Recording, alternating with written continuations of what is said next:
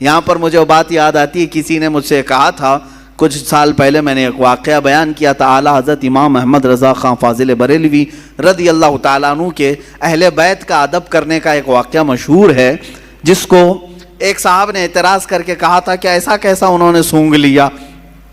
سنیے، بریلی شریف میں پالکی چلتی تھی، پالکی اسٹیشن سے گھر جانا ہو، کہیں پر بھی جانا ہو تو 4 لوگ جو ہے ایک چھوٹی سی پالکی اٹھاتے تھے، جیسے اب رکشہ ہے، پہلے وہ لوگ مزدور اٹھا کر کے لے جاتے تھے، عام تھا، یہ مکہ میں بھی موجود تھا، طواف کرانے کے لیے پالکیاں ہوتی تھی، حبشی لوگ اٹھاتے تھے۔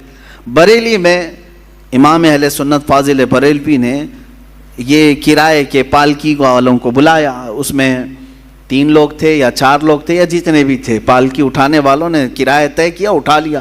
تھوڑی دیر کے بعد اعلیٰ حضرت فاضل بریلوی رضی اللہ تعالیٰ عنہ کہنے لگے روک دو روک دو، روکا گیا، اتر گئے، کہا کہ تم میں سے کوئی سید زادہ ہے؟ پالکی اٹھانے والوں میں سے کوئی سید زادہ ہے؟ تو لوگوں نے کہا میاں تمہیں تو کرائے سے مطلب ہے، کرایہ دو اور چلو آگے، پیسے دو اور اپنا، یہ کیا ہے، سید ہے، پٹھان ہے، کوئی بھی تو اٹھائے۔ اعلیٰ حضرت نے کہا ہرگز نہیں، میرا یہ شیوا نہیں ہے کہ کسی سید زادے پر میں سوار ہو جاؤں۔ آپ نے بار بار اصرار کیا تو ان پالکی اٹھانے والوں میں ایک سید زادہ تھا، انہوں نے کہا کہ ہاں میں سید ہوں۔ اللہ اکبر، تھوڑی دیر ہی سوار ہوئے تھے، اعلیٰ حضرت رضی اللہ تعالیٰ عنہ ان کے ہاتھوں کو پکڑ لیا، رونے لگے، بڑی خطا ہو گئی مجھ سے، غلطی ہو گئی، میں قیامت کے دن کیا منہ دکھاؤں گا رسول پاک کو کہ احمد رضا تو میرے بیٹے کے کندھے پر سوار ہوا تھا۔ اور رونے لگے۔ اس کے بعد اتنے ہی پر نہیں معافی مانگ کر، بلکہ اس سید زادے کو پالکی پر بٹھایا اور وقت کا مجدد خود پالکی اٹھایا، خود پالکی اٹھایا اور آگے تک لے کر کے گئے اور ان کو بہت سارا نذرانہ اور ہدیہ پیش کیا اور کہا سید زادے آپ کے لیے زیب نہیں دیتا کہ آپ لوگوں کا بوجھ اٹھائیں، میں جب تک زندہ ہوں آپ کی حاجات جو بھی ہوں گی مجھ غریب خانے سے آپ لے جایا کریں، آپ کا ہی در دولت ہے، آپ کے آقا آپ کے نانا کا دیا ہوا ہے۔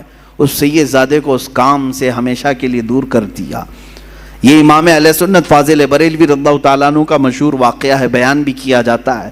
کسی صاحب نے ہم سے کہا تھا کہ ایسا کیسے ان کو آ گئی تھی خوشبو، تو ہم نے یہی کہا کہ ان کی طرح عشق پیدا کرو، خوشبو آ ہی جائے گی۔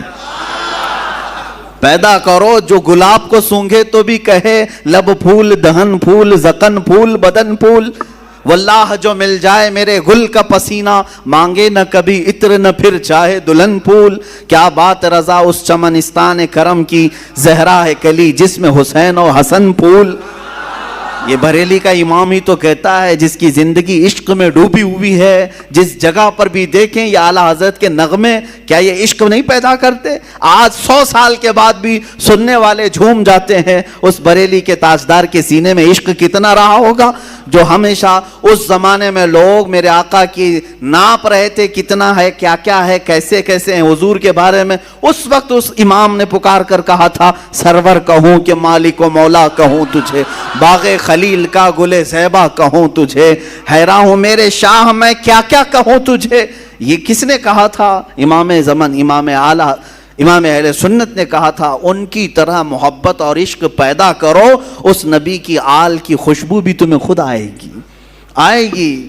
ہاں بدبو رکھے ہو اور دل میں بغض اور کڑھن ہو تو پھر یہ تمام اعتراضات بھی تمہارے دل سے، سینے سے نکل کر کے زبان پر آتے رہیں گے۔